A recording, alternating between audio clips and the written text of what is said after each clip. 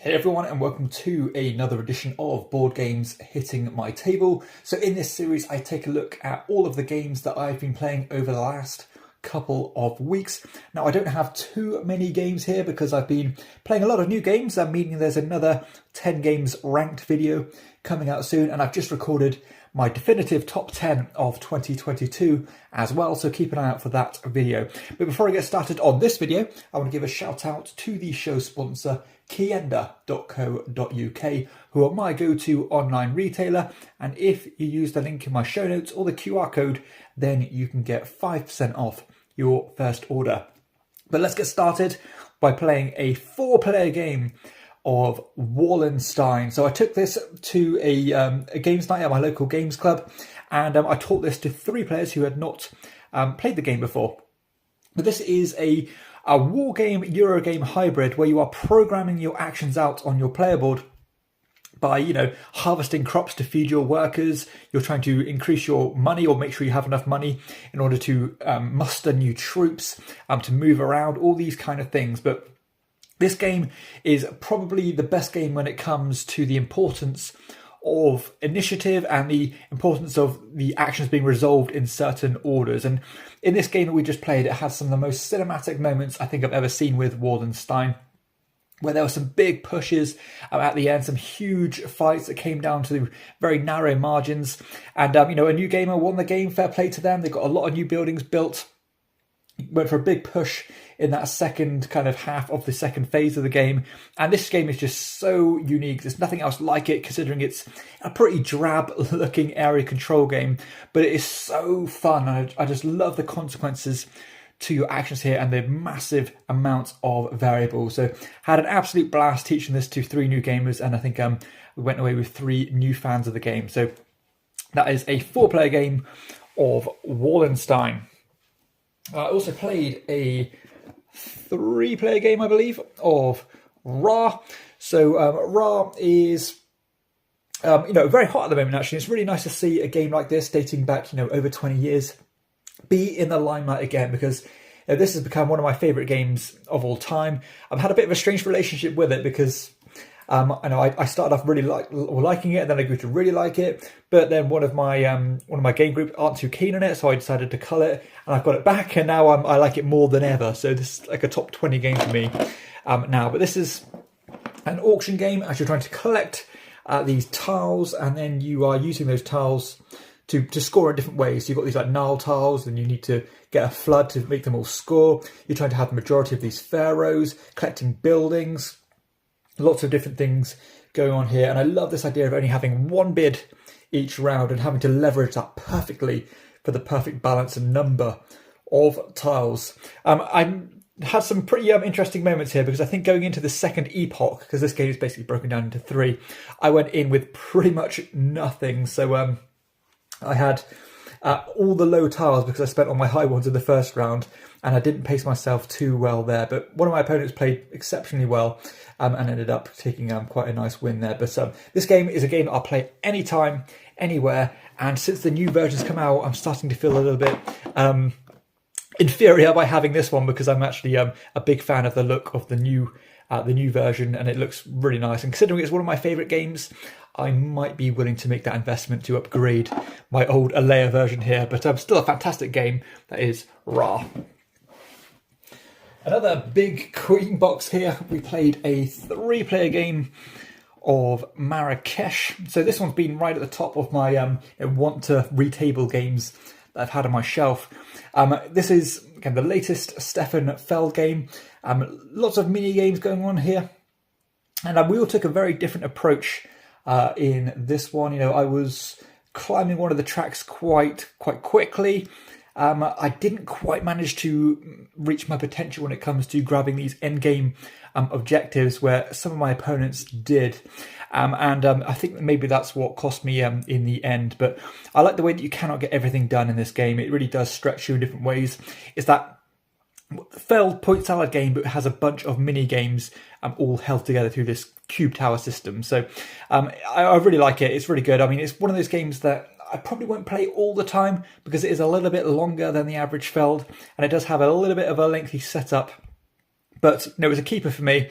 I tend to love all the Feld games anyway, and this is another strong example. So that is Marrakesh by Stefan Feld. On to another one of my absolutely all-time favourites. We played a 3-player game of Keyflower, and actually this introduced the Merchants expansion, which I was a little bit apprehensive to do because I hadn't played this in a little while. So I thought, should I just go and keep it simple and play the base game? But I thought, you know what, let's give it a go. I probably won't play this for a while again. Let's add that new content in. And I'm glad I did, because it's actually very simple and easy to introduce to the game.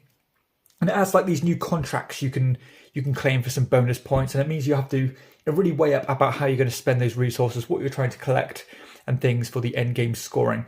But this was a really interesting game. I got most of my points by there's these tiles that you can get by shift, and they'll score you points by shifting resources onto them. That was where the bulk of mine came from. Now my opponent, my brother, managed to get a great kind of monopoly on the meeple conversions. So they managed to get a hell of a lot more meeples and workers than we did. And that ended up giving him the win in the end. And, fair play. We didn't take that opening. We didn't bid enough. And sometimes I overspent on some tiles that other people didn't want.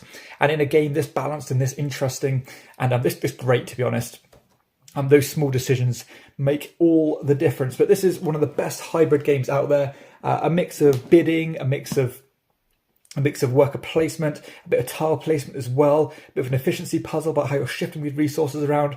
This is as good as it gets. It's a top 10 game for me, and I absolutely adore it. Another game that I'd play anytime, anywhere.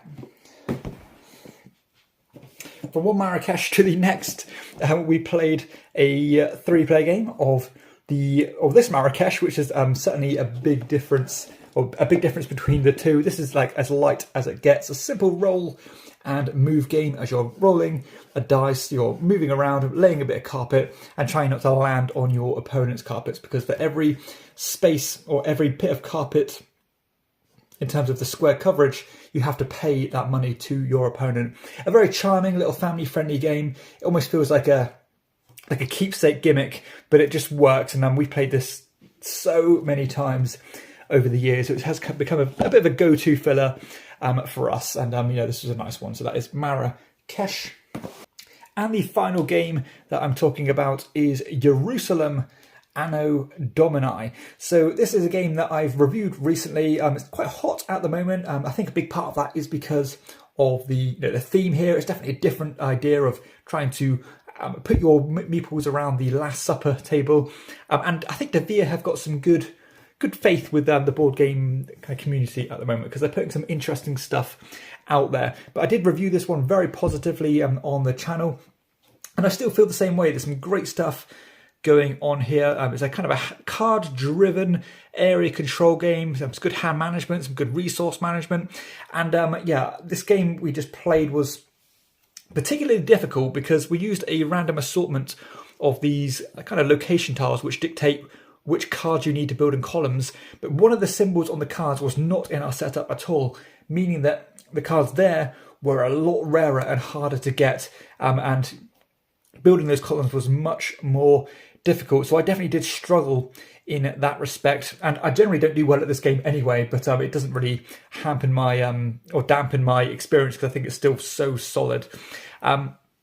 Actually, I think one of the determining factors in who won this game was the fact that you have this mechanism where you can give gifts to your opponent. Now, you get a benefit for doing that. You get a chunk of points and you get like really good cards, but you do give some quite powerful abilities to your opponents. And because my one of my opponents was kind of laying a bit incognito, not really looking too threatening, we kept on giving them rewards, and that ended up haunting us massively, because we were kind of inadvertently helping them collect these tiles, these parable tiles, which kind of kept them up to scratch with us, and then they were beating us in other parts of the game. So yeah, actually a very interesting game here.